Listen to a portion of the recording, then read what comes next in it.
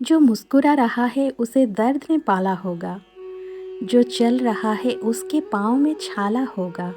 बिना संघर्ष के इंसान चमकता नहीं, जो जलेगा उसी दिए में उजाला होगा।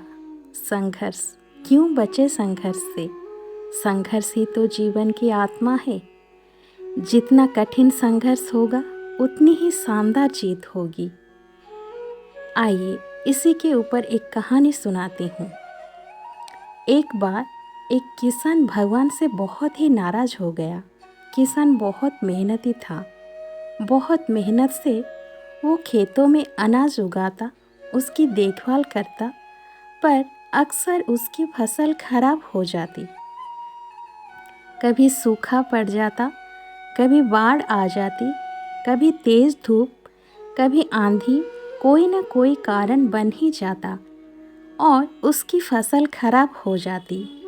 एक दिन वो किसान गुस्से में आसमान की ओर देखकर भगवान से कहा, हे ईश्वर, आपको लोग सर्वज्ञाता मानते हैं कि आप सब जानते हैं।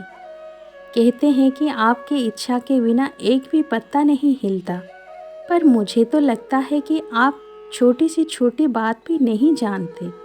आपको तो ये भी पता नहीं कि खेती बाड़ी कैसे करते हैं। अगर आप जानते होते तो हर समय जो बाढ़, आंधी और तूफान आते हैं वो कभी नहीं आते।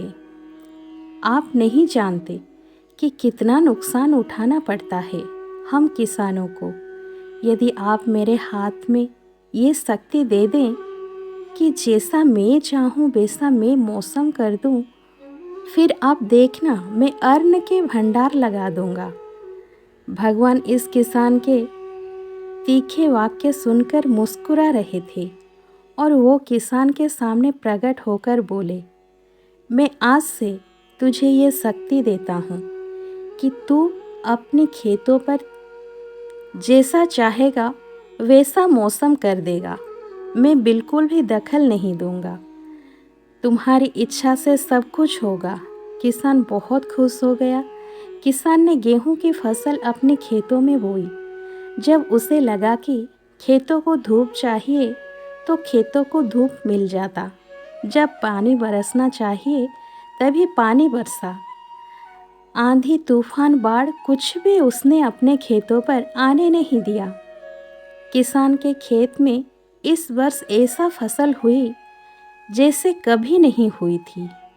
हरी भरी लहराती फसल देखकर किसान मन ही मन बहुत खुश हो गया और सोचने लगा, अब सबूत के साथ दिखाऊंगा भगवान को कि इसे कहते हैं शक्ति का सही उपयोग। मेरी सफलता देखकर उन्हें अपने नियम जरूर बदलने पड़ेंगे। कुछ दिन गुजरे, फसल काटने को तैयार हो गया। किसान बहुत उत्सुकता के साथ फसल को काटने लगा, पर जैसे ही उसकी नज़र गेहूं की बालियों पर पड़ी तो उसने अपना सिर पीट लिया और वो रोने चिल्लाने लगा। गेहूं की एक भी बाली के अंदर गेहूं का दाना नहीं था। सारी बालियां अंदर से खाली थी। किसान बहुत दुखी हो गया। उसने भगवान को रोते हुए फिर पुकारने लगा और कहने लगा, हे प्रभु, तुमने ये मेरे साथ क्या किया? क्या तुमने मुझे कोई सजा दी है? भगवान बोले, पुत्र, ये तो होना ही था। तुमने पौधा को संघर्ष करने का मौका ही कहाँ दिया।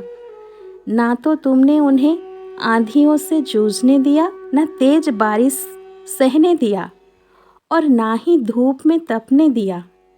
एक भी चुनौती का सामना तुमने उन्हें नहीं करने दिया। इसीलिए सारे पौधे अंदर से खोखले हो गए। जब आंधी, तूफान, तेज बारिश और धूप पड़ती है तभी ये पौधा अपने अस्तित्व को बचाने के लिए संघर्ष करते हैं और इसी संघर्ष से एक बल पैदा होता है जिसमें शक्ति होती है, ऊर्जा होती है। और यही ऊर्जा पूर्ति तेरे गेहूं के दानों में नहीं फूटी।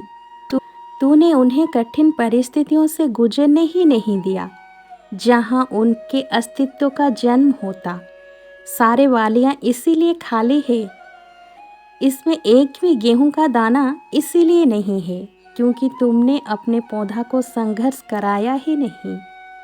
याद रखिए, स्वर्ण में सुवर्णीय आभा तभी आती है जब वो आग में तपने, गलने और हथौड़े से पीटने जैसा संघर्ष से गुजरता है।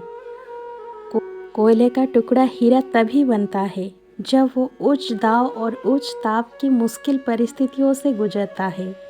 इसी तरह यदि हमारी ज़िंदगी में कोई संघर्ष ही ना हो, कोई चुनौती ही ना हो, तो हम भी गेहूं की वालियों की तरह खोखले रह जाएंगे। कोई अस्तित्व नहीं होगा हमारा। विपरीत परिस्थितियाँ, चुनौतियाँ, समस्याएं हमें और अधिक निखारती हैं। यदि जीवन में कठिन परिस्थिति और चुनौतियाँ आए तो घबराना मत, बल्कि सामना करना, विश्वास करना कि आप और अधिक निखर जाओगे और अधिक मजबूत बन जाओगे।